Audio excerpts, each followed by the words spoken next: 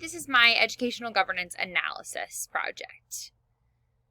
So, how does the U.S. public educational system kind of work?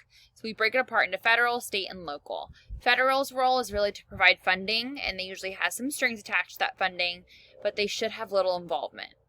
The Constitution actually doesn't say anything remotely near about how much they should be involved or education in general. The state sets policies and, for example, like what is required in order to graduate high school?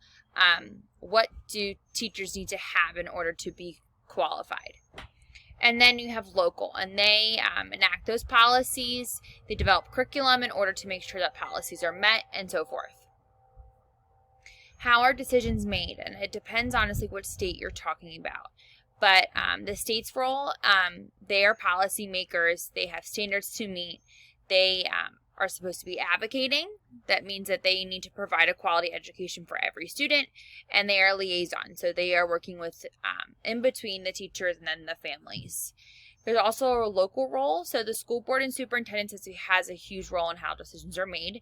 They establish priorities for how standards are going to be met. They create goals and action plans, and then the staff and resources align with those goals. They are in charge of making sure that those happen. So some tensions that exist in our government system, I think the biggest one is that federal aid comes with strings attached to federal policies and regulations. So any money that we're given by the federal government, there's always something that comes along with it. And the one question appeared in my research that said, does the federal actually have constitutional rights to such an impact on education? And I provided one example was that the state refused to participate in the Race to the Top because they didn't want the state to lose control over their schools. So that's a huge tension that comes between the states along with local and then against our federal government. So what's the impact on that? So a lot of our schools create school boards then in order to make sure they have a fair representation of our community. And there were some different communities that were discussed in the text of our book. We have dominated communities, which is where a single person or a small group, and usually those people are like the community's elite, to make decisions for their community and their school. Factional communities, meaning we have two groups who cannot really agree on something, and that they are usually bipolar opposites in their views. Pluralistic communities, where we have a high interest community. A lot of people want to be involved in the school. So then we have board members who represents each of those groups, and then our superintendent kind of oversees those. That's your more idealistic type of school board. And then invert communities, which is where we have no visible power struggle. We don't have that high interest that we do in other different areas of our country. So here's our policy influencers. Global, there's many different organizations. I listed a few for you. The IEA, and they are comparing how we are doing to other countries. The OECD, again, same thing. The UNESCO, they are involved with a lot of different things like early childhood, vocational schools, science and technology, literature, math. So they have a lot of influence on what policies are being made. At more the local level or the state level, teacher unions have a really big pool in policies. Non-governmental groups, such as people who are, for animal rights or gun control, they are trying to create policies in their education. And then also private foundations who will give funding for different things and provide money if their voice is heard.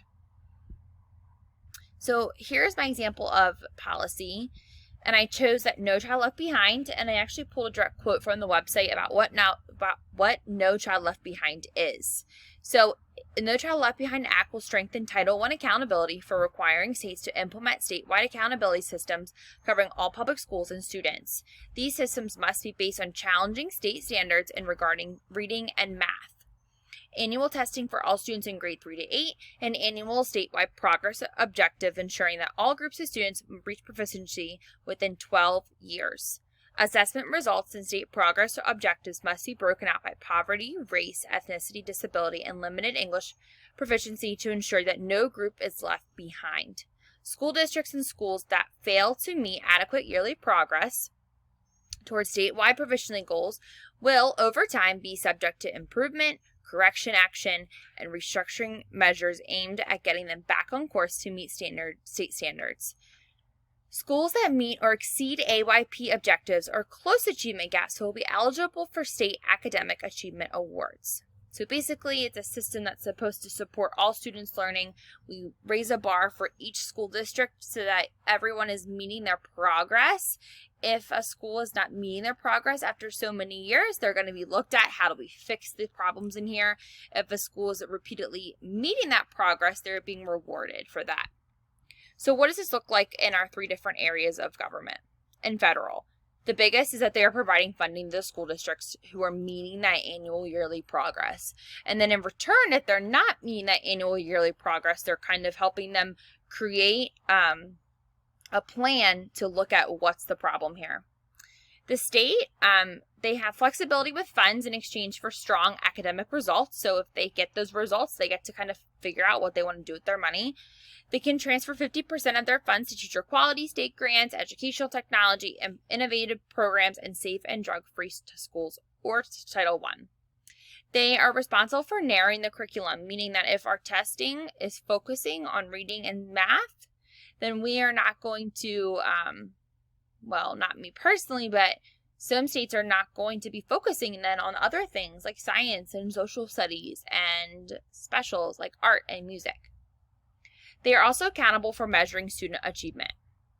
Then at the local level, obviously we're responsible for, again, narrowing that curriculum, making sure that that all of our students are being exposed to the standards that will be on those tests, focusing on students who need intervention rather than those who need enrichment. This is a negativity, I think, from No Child Left Behind, that many of us are focusing on those students and how can we help them improve. And then also at the local level, they are required to spend 20% of Title I funding to provide alternative school choice and supplemental educational services.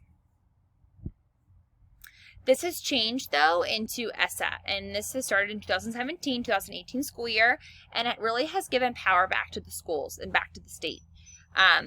They have more decisions now on testing, teacher quality, and fixing their failing schools. Students will still take a standardized test, and our states will still be reporting those tests.